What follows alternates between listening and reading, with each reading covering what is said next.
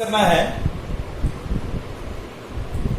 Different AC circuits विच containing different circuit elements. देखिए, अब तक हमने तीन सर्किट एलिमेंट्स डिस्कस किए हैं, रजिस्टर, कैपेसिटर्स और इंडक्टर्स। तो जब आप रजिस्टर के अक्रॉस एसी वोल्टेज अप्लाई करेंगे या कैपेसिटर के अक्रॉस एसी वोल्टेज अप्लाई करेंगे और इंडक्टर के अक्रॉस एसी वोल्टेज अप्लाई करेंगे या फिर उनकी कॉम्बिनेशंस के अक्रॉस जब एसी वोल्टेज अप्लाई करेंगे तो उन एसी सर्किट्स में वोल्टेज और करंट की क्या इक्वेशंस बनेंगी मैथमेटिकली, वो हमें क्या करनी है, मैथमेटिकली डिराइव करनी है। ठीक है, तो टोटल इसमें हमें 7 different kind of AC circuits discuss करने हैं। But before discussing those AC circuit, इससे रिलेटेड एक इंपॉर्टेंट टर्म हमें यहां डिस्कस करना है, वो है phasor diagram.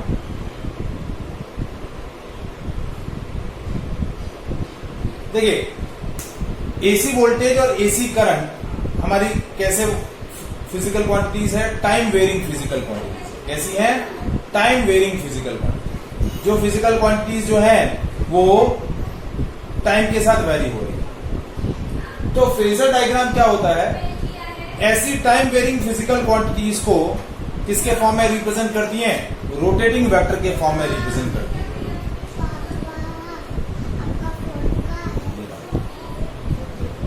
So phasor diagram is what?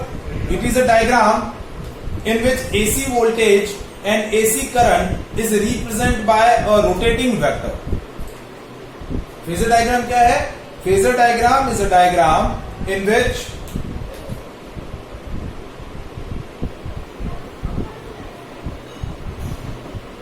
AC voltage and AC current represented by a rotating vector। हम एसी वोल्टेज या एसी करंट को क्या करते हैं? रोटेटिंग वेक्टर के फॉर्म में रिप्रेजेंट करते हैं। ठीक है, अब इस रोटेटिंग वेक्टर का जो लेंथ होता है, इस रोटेटिंग वेक्टर का जो लेंथ होता है, that length indicate the instantaneous value of AC voltage और एसी करंट।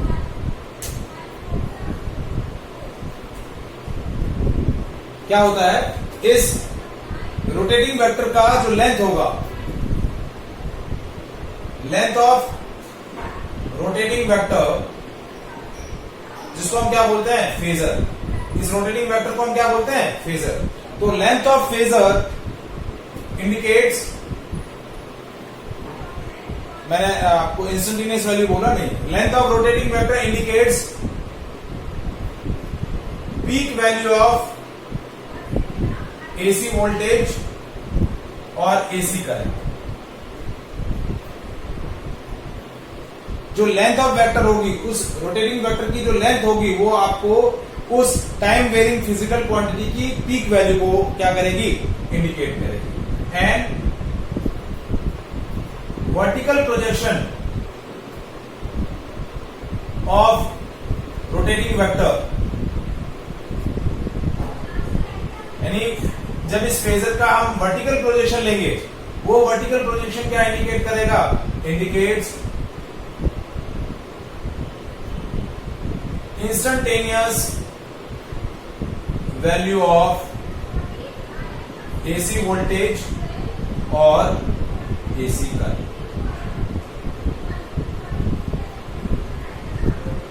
देखिए, मैं इसको एक मैथमेटिकल इक्वेशन के बेसिस पे आपको इसको एक्सप्लेन करता हूं।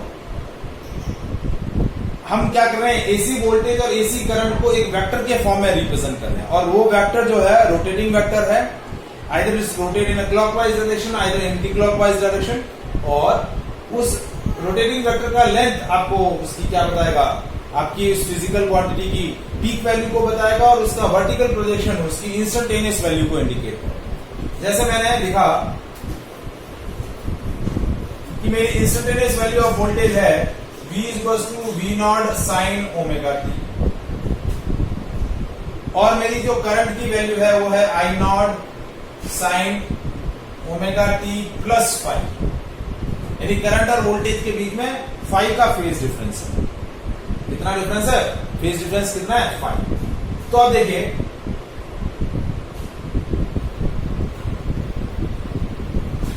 मैं एसी वोल्टेज को किस तरीके से रोटेटिंग वेक्टर के फॉर्म में रिप्रेजेंट कर रहा हूं। ये मेरा हो गया रोटेटिंग वेक्टर। इस रोटेटिंग वेक्टर की एंगुलर वेलोसिटी ओमेगा, ये जो लेंथ है, ये लेंथ आपको बता रहा है v0, और इसका ये जो वर्टिकल प्रोजेक्शन है, मतलब इस वेक्टर की ये जो वर्टिकल प्रोजेक्शन है, y एक्सिस पे जो प्रोजेक्शन है,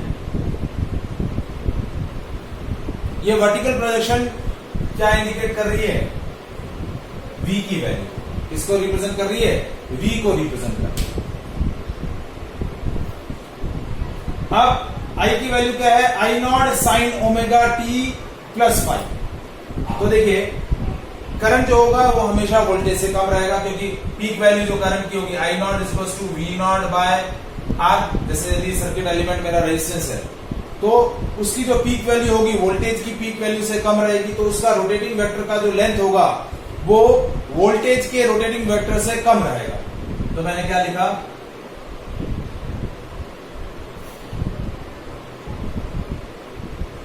ये मैं इरेज कर रहा हूं अभी, ठीक है। ये मैंने ये रोटेटिंग वेक्टर ले लिया मैंने I का, ये पीक वैल्यू I नॉट हो गई, ये एंगल आपका क्या हो गया 5। तो ओवरऑल इस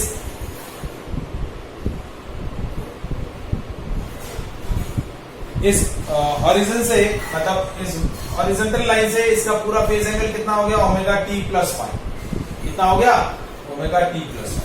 ये पीक, ये लेंथ आपकी I नॉट बताएगी, और इसका वर्टिकल प्रोजेक्शन, ये वर्टिकल प्रोजेक्शन, ये वर्टिकल प्रोजेक्शन क्या बताएगा, I, क्या बताएगा I।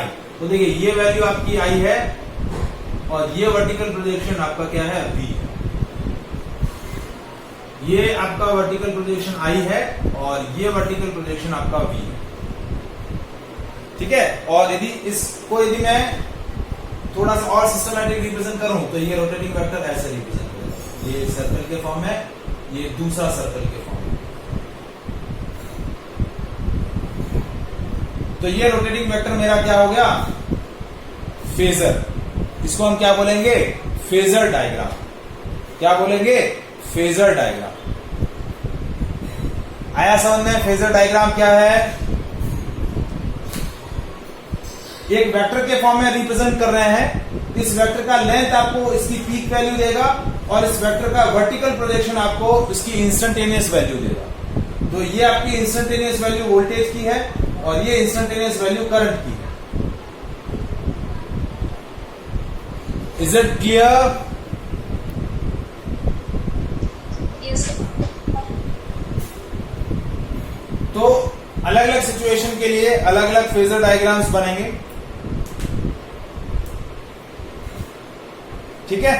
तो हम one by one different AC circuits discuss करते हैं। तो different AC circuit containing different components.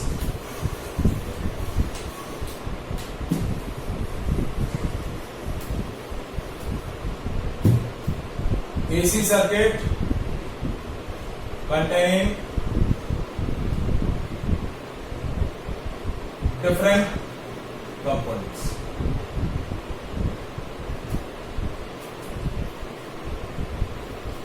ठीक है, तो हमें टोटल 7 सर्किट्स पढ़ने हैं। AC circuit containing R only पहला, फिर आएगा AC circuit containing L only, फिर DC circuit containing C only. Register contain करे, या फिर इंडक्टर कंटेन करे, या फिर कैपेसिटर कंटेन करे। फिर DC circuit containing R and L in series, फिर R and C in series, then L and C in series. तो फिफ्थ और सिक्स्थ। फिर सेवन सर्किट है AC circuit containing R, L and C in series. तो totally ये 7 circuits आपको क्या करने हैं, डिस्कस करने हैं one by one. Clear?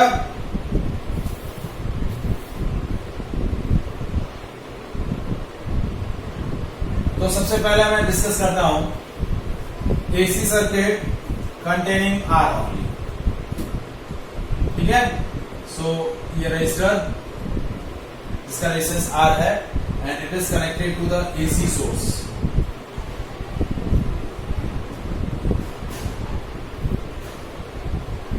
AC source है V is equals to V naught sin omega.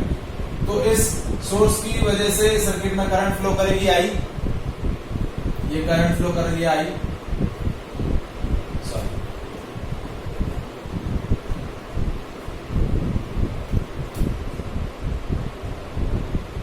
Now we apply the Ohm's law। इस सर्किट के अंदर Ohm's law अप्लाई किया। तो देखिए ये आपका सर्किट है ए बी सी और D.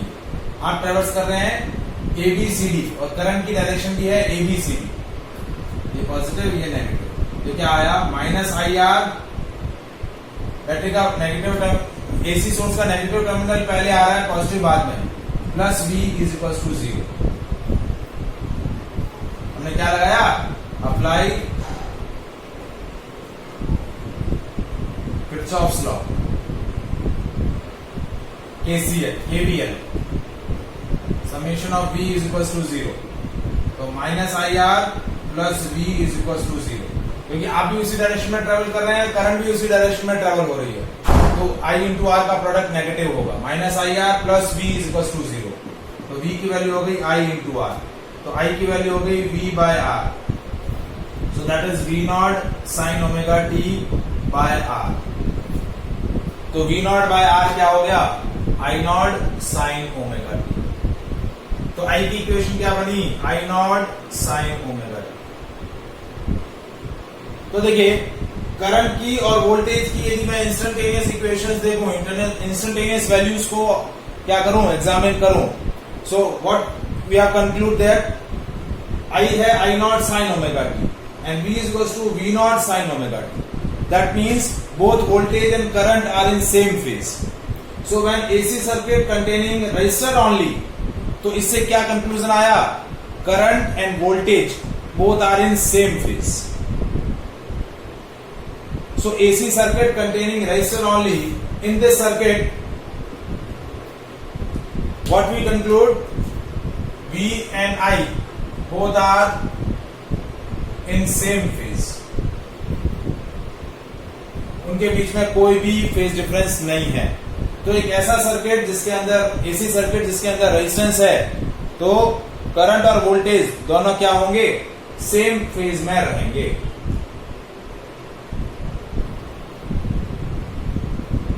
Is it clear?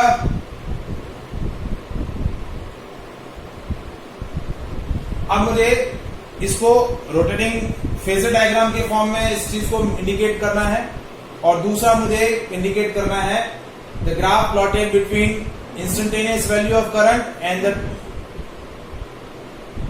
Theta. तो देखिए कैसे प्लॉट कर रहा हूं। देखिए मेरी वोल्टेज की इक्वेशन है V is equal to V not sine omega t, और करंट की इक्वेशन क्या आई, I not sine omega T.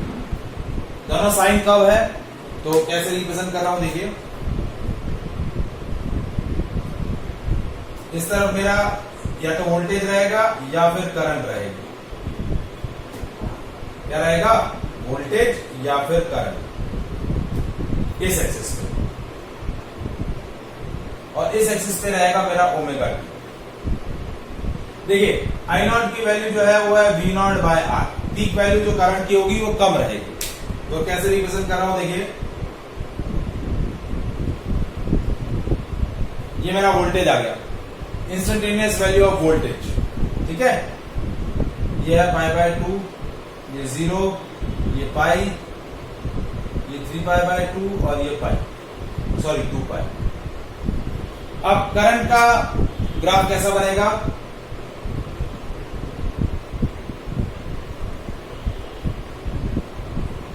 Because current and voltage are in same phase, तो जो चेंज करंट में जैसा वोल्टेज में जैसा चेंज आ रहा है करंट में भी वैसा ही चेंज आएगा, बस आपका जो चेंज होगा वो स्मॉलर होगा वोल्टेज के कंपैरिजन। तो ये आपकी वोल्टेज की पीक वैल्यू है V0, ये करंट की पीक वैल्यू है I0। ये आपकी वोल्टेज की पीक वैल्यू है V0, ये करंट की पीक वैल्यू है I0।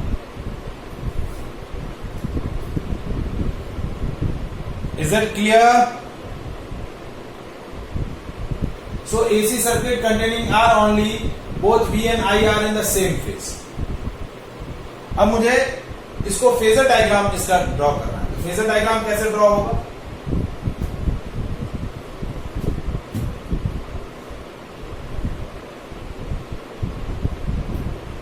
रोटेटिंग वेक्टर,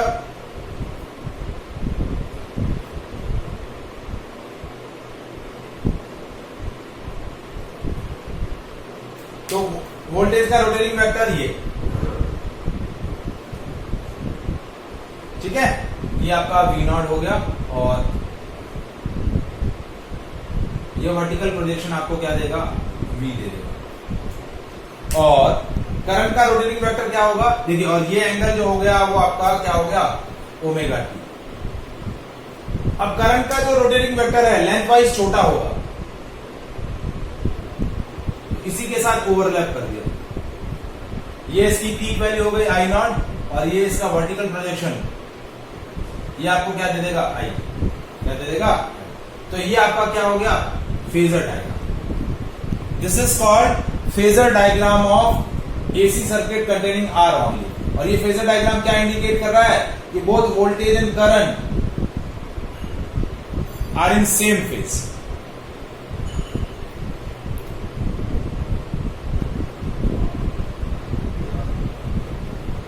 समझ में आया बेटा? ये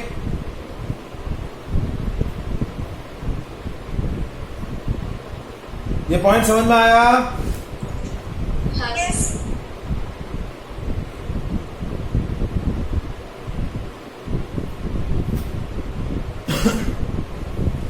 अब हम नेक्स्ट सर्किट डिस्कस करते हैं, AC circuit containing L only. AC circuit containing L only।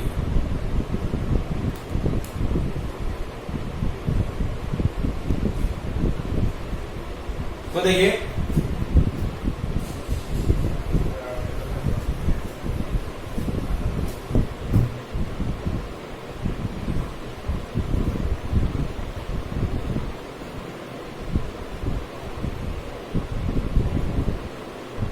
Inductor coil है, इसका इंडक्टेंस आपको क्या दिया हुआ है? L। क्या दिया हुआ है? L। वोल्टेज है V equals to V0 sine omega. अब जैसे इस इंडक्टर कॉइल के अंदर अल्टरनेटिंग वोल्टेज ट्रैवल करेगा तो उसकी वजह से चेंजिंग वोल्टेज क्या करेगा? इसके अंदर back EMF, induce EMF setup करेगा। और इंड्यूस ईएमएफ क्या होगा? -L di/dt। क्योंकि जब भी इंडक्टर कॉइल के अंदर टाइम वेरिंग इलेक्ट्रिक फील्ड या टाइम वेरिंग आपका वोल्टेज फ्लो करेगा तो चेंजिंग करंट फ्लो करेगी, तो चेंजिंग करंट क्या करेगा? उसके अंदर इंड्यूस करंट या इंड्यूस ईएमएफ सेटअप करेगा। और वो जो इंड्यूस ईएमएफ की डायरेक्शन होगी वो इस तरीके से होगी कि वो उस कॉज का अपोज करेगा जिसकी वजह से उसका प्रोडक्शन होगा। तो अब देखिए, इस सर्किट के अंदर यदि मैं क्या करूं? किरचॉफ लॉ अप्लाई करूं। इस क्लोज सर्किट के अंदर मैं किरचॉफ लॉ अप्लाई करूं,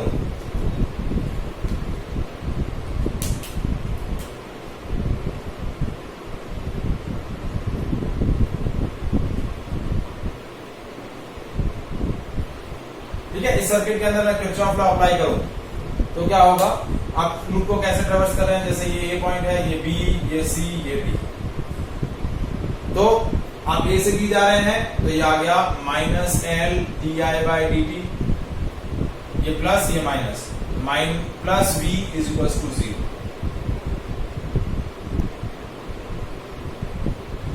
ठीक है, क्योंकि summation of v is equal to 0 है। ठीक है, तो ये होगा v is equal to L d I by d t.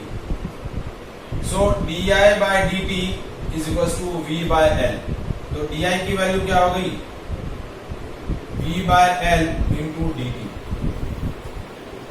अब d i is equal to v not sine omega t d t upon l. अब मुझे टोटल करंट निकालनी है, तो टोटल करंट होगी integration of d I.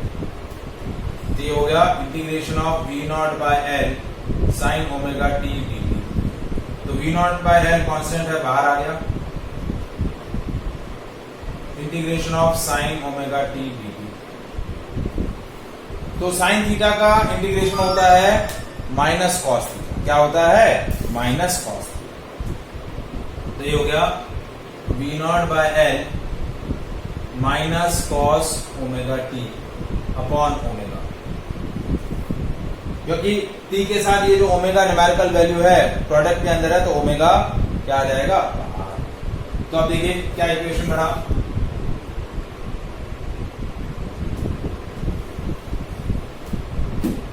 I is equal to v not by omega L. ये omega जो था ये एल के साथ मल्टीप्लाई कर दिया, माइनस कॉस ओमेगा। अब ये जो ओमेगा एल है, that omega L is equal to X L, और इस एक्स एल को हम क्या बोलते हैं, इंडक्टिव रिएक्टेंस।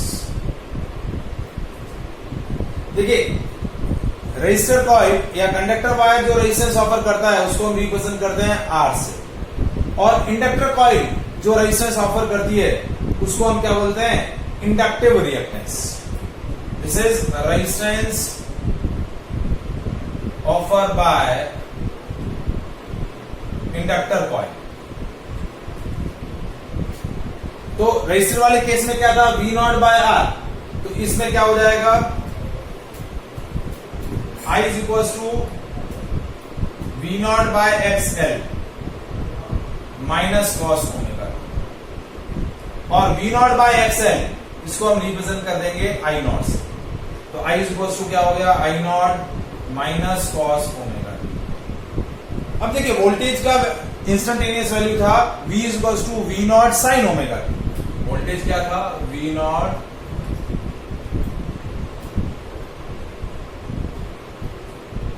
तो देखिए V और I के बीच में फेज डिफरेंस तो है, फेज डिफरेंस है, ये मुझे पता करना है, क्योंकि V instantaneous value of voltage है V is equal to V not sine omega, और instantaneous value of current is I not minus I naught cos omega T.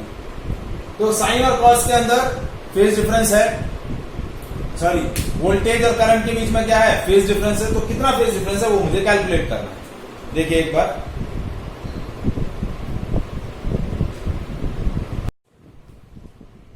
Voltage का वैल्यू है V not sine omega T.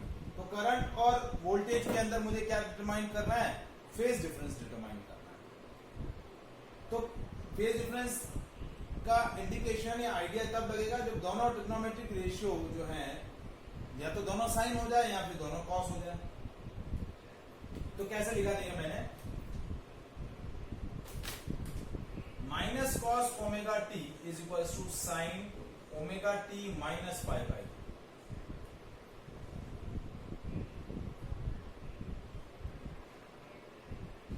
देखिए ये कौन सा quadrant हो गया, फोर्थ क्वाड्रेंट। कौन सा क्वाड्रेंट हुआ, देखिए फोर्थ क्वाड्रेंट। और फोर्थ क्वाड्रेंट के अंदर कॉस साइन क्या होता है, नेगेटिव होता है। तो sign omega t minus pi by to fourth quadrant आएगा, क्योंकि देखिए ये ओमेगा टी है तो पाई बाई टू यहां, तो omega t minus pi by to कुछ यहां रहेगा फोर्थ क्वाड्रेंट। तो फोर्थ क्वाड्रेंट में साइन नेगेटिव होता है और साइन कॉस में कन्वर्ट हो जाएगा, तो ये क्या माइनस कॉस ओमेगा टी। तो इसको मैंने क्या लिखा, i is equal to I not sine omega t minus pi by two. अब जब मैं इसको वोल्टेज से कंपेयर करूंगा, V V equals to V not sine omega t. तो मेरा कंक्लूजन क्या आएगा? AC circuit containing inductor only in this voltage and current having a phase difference of pi by 2 and current is lag behind through the voltage by pi by 2। Current जो होगी वो voltage से पाई by 2 phase से lag करेगी। क्या करेगी? Lag करेगी। So current lag behind through voltage by pi by 2। Is it clear? समझ में आया?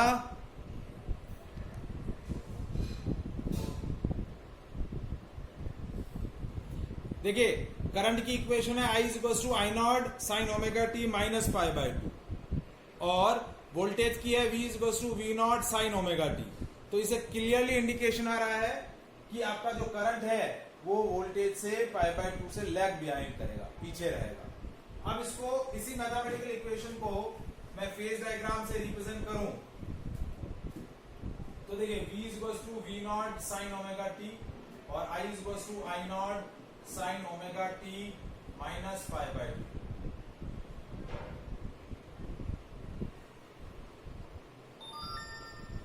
तो फेजर डायग्राम कैसे बनेगा? देखिए वोल्टेज, ये वोल्टेज का रोटेटिंग वेक्टर, ये इसकी पीक वैल्यू और ये इसका वर्टिकल प्रोजेक्शन आपको क्या देगा? ये वोल्टेज दे दिया। अब करंट जो है वो वोल्टेज से पाई बाय 2 से लैग कर रहा है, तो ये करंट का रोटेटिंग वेक्टर का जो लेंथ होगा वो क्या रहेगा? वोल्टेज के रोटेटिंग वेक्टर की लेंथ से कम रहेगा। ये हो गया आई नॉट और ये इसका वर्टिकल प्रोजेक्शन, ये आपको क्या दे देगा? ये आपको दे देगा आई। और ये जो फेज डिफरेंस आया ये आया पाई बाय वोल्टेज वाला और वैल्यू 90 डिग्री होती है। हाँ पाई बाय 2 की वैल्यू 90 डिग्री, पाई बाय 2 और 90 डिग्री। तो ये आपका फेजर डायग्राम बन गया AC circuit containing L only. हम यहां क्या लिख रहे हैं? Current lag behind through voltage by pi by 2।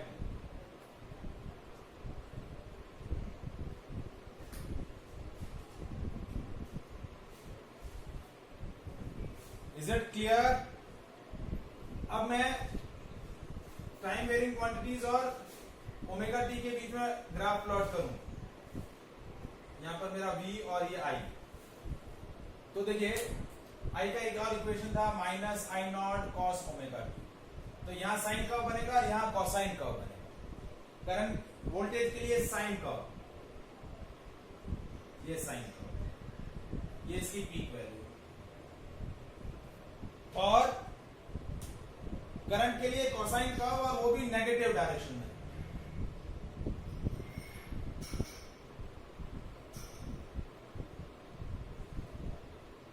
तो कोसाइन कर्व कैसे होगा? देखिए यहां से 0, यहां -1 मैक्सिमम वैल्यू, यहां 0, यहां मैक्सिमम, यहां 0, फिर यहां मैक्सिमम।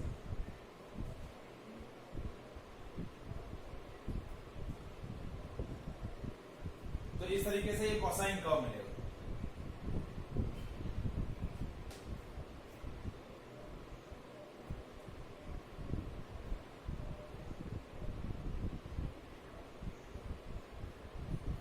तो ये ब्लैक वाला जो कर्व है ये करंट को बताएगा और ब्लू वाला जो कर्व है वो वोल्टेज को इंडिकेट करेगा। Is it clear?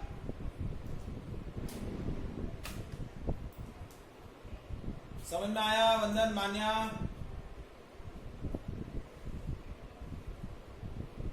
हाँ सर। तो ये हमने दो एसी सर्किट डिस्कस किए, AC circuit containing R only and L only. Remaining circuits हम नेक्स्ट सेशन के अंदर डिस्कस करेंगे, ठीक है?